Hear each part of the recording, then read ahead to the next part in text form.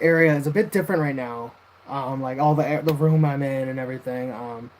So I don't have my own room yet at the house, but I'm currently at my parents' house for the week to prepare for AAC. And while I'm here, I figured, hey, why not talk to you guys about Tokusatsu and all the stuff that really interests me and that I want to I want to start up this series on the channel um, as a stream series, kind of like a I don't know, like a stream series, just kind of like talking about Tokusatsu. And I may start this up also on my Black Cat Film Studio channel, which I may mainly do it there. But for the most part, that's where it's going to be. But the first episode's going to be here. Um, so yeah, for those of you who don't know what Tokusatsu is an TV show, film, uh, drama of sort in Japan that is loaded with all kinds of special effects, both CG, both computer generated, or that's what CG stands for. Sorry, um, both computer generated and practical. And the difference is that one is computer generated, the other one practical is actually like done right there, like pyrotechnics or rainfall. Sometimes they do like a hose that makes it look like it looks like it's raining, but it's not really. It doesn't really look like rain. Um, but it's still pretty cool. Um, Specifically, what we're going to talk about today is um, a subject that I really like in Tokusatsu. So to kind of branch off a little bit before we go into that detail, um, go into the topic, I should say, there are two types of main Tokusatsu um, that are actually really like well done in Japan, and those are Kaiju Toku, and to translate, Kaiju means giant monsters, so characters like Godzilla, uh, Gamora, well, Gamora as in the giant monster, not the Marvel character, um, and various other like giant monsters you see, and as well as Toku Heroes, which you'll see. There are a couple different Toku Heroes out there. Some of the more popular ones are the three known as Super Sentai, Common Rider. It's Kamen, by the way, not, but it sounds like common knowledge kind of thing. And Ultraman. And Ultraman also falls under the kaiju category because a it's actually like a what's it called?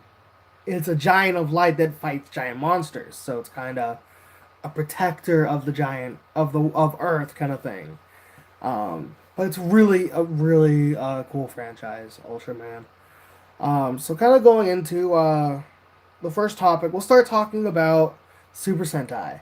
Um, for those of you who are curious, Super Sentai is a TV show created by the director known as Shotaro Ishinomori, who also created Kamen Rider, and he also created a bunch of like different animes and manga as well.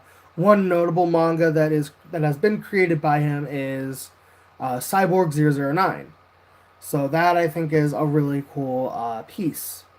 It's one of my favorite manga slash anime that have been out over the past couple of years, and that one's a really good one. But going back onto the topic, Super Sentai is usually a group of five or three to five basically, um, clad in colorful spandex. Now, some of you may be like, no, that's Power Rangers.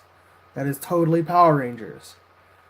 Um, to inform you a little bit, Power Rangers started with Saban, and basically he adapted from the series franchise in Japan, Super Sentai, starting with Kyoto Sentai Zyuranger, which we know as the Mighty Morphin Power Rangers, and it's really interesting how like what goes on in those shows. Like some, I know in Power Rangers Dino Charge, if you look closely at the scene at a scene in the very first episode, actually, you'll see in the background Japanese lettering because a lot of the fight scenes are straight taken from its Super Sentai father, um, which wasn't really clever on their part. They should really do their own kind of original footage for this stuff. But I understand, the issue with finding stunt people, and it's just very hectic. But a lot of the scenes in there are original, but those are usually like out of the suits and those ranger suits and everything. But Super Sentai started with a series called Himitsu Sentai Go Ranger. I don't really know much about this one. It was kind of way beyond my time, uh, and it was way before I was born and everything. And it's it's really interesting. It was back when they didn't. I don't think they ever used like a transformation gimmick. Really, because I know one series was literally just them in a pod, and they had the suit put on them, and that was it. Um, but fast forwarding to what we know as Super Sentai now. Fast forwarding a couple uh, years, maybe a century later, we get to our current Super Sentai series and its predecessor. So the predecessor of this series was Uchu Sentai Q Ranger, which was actually the first Super Sentai to have a couple different firsts actually. So the first time they had a start of 9 Rangers at the very beginning, which was it was amazing. It was a really great team that they had. Um, the first time that there was a female Green Ranger, which was absolutely amazing that they had that. That character's name was Hami, and she was known as Chameleon Green. So that was the first time, and the first time we got like the big, bulky, looking Rangers, like the Black Ranger or Osu Black or Taurus Black in this case. Um, and the first time we've had orange and purple on the main team. Oh, and gold and silver on the main group, which was really different. I liked it. It was really different that they did that, and um, now we go into the next Super Sentai, which was basically the another one for first. So it was, if I recall, the 39th and 40th uh, year Super Sentai. So it's two different series put into one. This series was called Kaito Sentai Lupin Ranger and Keisatsu versus Keisatsu Sentai Pato Ranger, which basically it was the Phantom Thieves versus cops, versus the police force, and it was really an interesting concept that they went for. I really enjoyed it. It was a great and different concept. Though a lot of people would start by taking sides, and it really like a lot of the fandom is kind of divided right now between Lupin and Pat. But what's really cool is that the series does focus on both sides. But even though it mostly focuses on the Lupin Rangers, because I know that they were the 39th Sentai compared to Pato Ranger being the 40th. If I am recalling correctly, that is how it was. Um, yeah, I know that Lupin Ranger was first, then Pato Ranger was second, but I mean like number wise. So basically, it's a really interesting show. We get another character come in, which was our, as everyone calls it, the sixth ranger. I call it the special ranger because you never know how many are going to be put in. But I always label it as the special ranger, but in actual terminology, it is the sixth ranger. Um, so to start off, before we get into the sixth ranger of this series, basically this series consisted of 2 Reds and one on each team, obviously to be the leader, because you can't have a team without a Red Ranger, obviously. So starting off, we'll start with the Lupin side. We have Lupin Yellow. No, sorry. Yeah, Lupin Yellow, Umiko, and I can't remember Lupin Blue's name, actual name, but he was kind of the serious, cold type, kind of the standoffish, kind of on his own. Umeko being the cutesy, kind of loving everything type. And then we have Yato Kairi, aka Lupin Red, who is our leader of the Lupin Rangers. And he's kind of this hot blooded, like, I'm gonna do this, I'm gonna do that, I'm gonna do everything and make sure I get what I want back. And basically, it's an interesting story because their goal is to gather the Lupin collection, which was stolen by a group called the Ganglers. And basically, they return it to Arsene Lupin, and in return, once they collect them all, they get a wish. And I already know their wish is to basically bring back their each of their loved ones. Because they had a loved one that was frozen solid and then instantly killed. It just shattered. Their whole like statue shattered and they were dead. I know it's really really dark. Um, but yeah, so going on with the series, it's really like deep on how much they're willing to go, how far they're willing to go to see their loved ones again, and that means going up against the global police. And in this case, we get um, three other rangers. So we get Patora Nichigo, or our Red Ranger, Patora Nigo, who is actually green, which is really cool. I like that they added the other two colors in this side. And then Patora Sango, who is pink.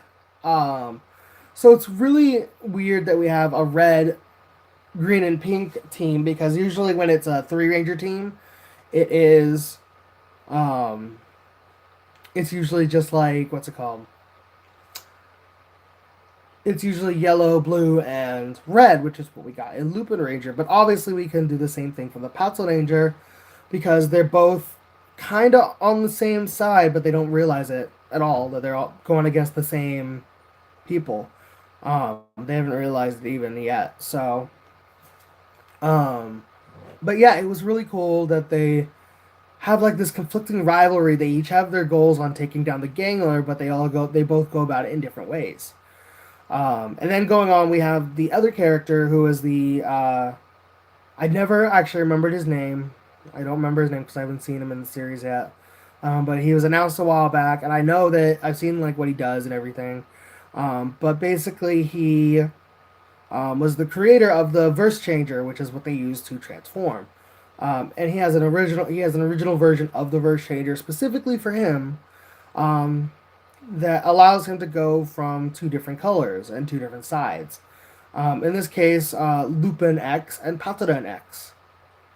So Lupin X is a silver color. He has like, and if you notice in their helmets, they look like they have a little top hat in their visor, which I think is really actually a lot of really really cool, honestly. Um, and like same goes for Lupin X. He has a X, but in the same sense, it has a top hat look on it, on top of the X. So it's really cool. A lot of the Lupin Rangers have capes, but they have like those little like small capes, like shoulder capes almost. But sorry, not Patoran. Lupin X does not. He actually just has a chest plate with shoulder pads on, and it's really, really, really cool looking. I love Patoran. No, I keep saying Patoran. Lupin X's look, but not as much as I love Patoran X, the gold side of this character, who's our police version of the X Ranger, as I call him. I call him X Ranger because he's just X. But if we were to combine the two, it doesn't matter. Anyways, but he looks like a standard, stereotypical detective in his outfit for his ranger suit because it has some shoulder pads, but it has the trench coat look to it that has like the edgy noir detective look. It looks absolutely amazing. The suit is beautiful, but I honestly would be Lupin X if I could, definitely. Um, but that is one of the really cool things about Super Sentai is that you never know what they're gonna pull out of their hat. They have had a lot of different projects, mostly, most of them being space themed, some being animal themed, some being kind of adventure themed, which that was Bokenger or Operation Overdrive as we know it. Um, but there's also a bunch of other ones. There's one that's magic themed. Um, there's a whole bunch of different gimmicks that they've used. dinosaurs, and it's crazy. They've even done ninjas, which is really cool. They've done that twice. One that we know of, which there was actually galactic ninjas, which was funny. We know them as Ninja Storm, but in there they were Ninpu Sentai Hurricaneer. And they were actually an amazing, amazing team in Japan. They were funny, and one of the things I remember, because I see this picture going around, is one of the I think it was Yellow at the time, Hurricane Yellow, um, was like, wait, I can't tell which ones do we fight? They all look the same, or they all look like them, or something like that, and they all look like different, rangers. Um, and then they said whoever, and then Red's like, whoever's not a primary color, attack them and stuff like that. And I'm like, that is fucking hilarious. That was absolutely freaking hilarious. Um, that he's like, whoever's not a primary color, go after them. It's like, it makes sense because the main three were primary colors, red, yellow, blue. Um, and it was just really absolutely different. The second space, no, sorry, ninja theme team was Shuriken Sentai Ninja, which was a really, I loved it because what they did, they fought yokai. And yokai are basically like urban legends kind of thing, like a kitsune or uh, there's a lot of different things like the Yukiona, which is the snow girl. Basically, she was one of the monsters, and it was just really cool to see what they did with each yokai. Um, but yeah, so I don't want to go too much into Tokusatsu here. Um, but continuing on real quick, I'm going to explain that I'm working on my own indie Tokusatsu. So usually indie Tokusatsu is an independent project. They do it on their own. They kind of do their own thing. And I'm working on an indie Sentai series. So this is, obviously a team of five. But it's going to be a really interesting concept because it is magic based, but it's one thing that Super Sentai has not done yet. Because they've done Space Police a lot, they've done police, like generic police, but they've never done magic police. And I think that's something that is really different. Also, sorry, to kind of go on a little bit more about Super Sentai here. They announced the name of the next Sentai series, the 41st Super Sentai series to be announced, which was Kishiryu Sentai Ryoja or something like that. I can't remember exactly.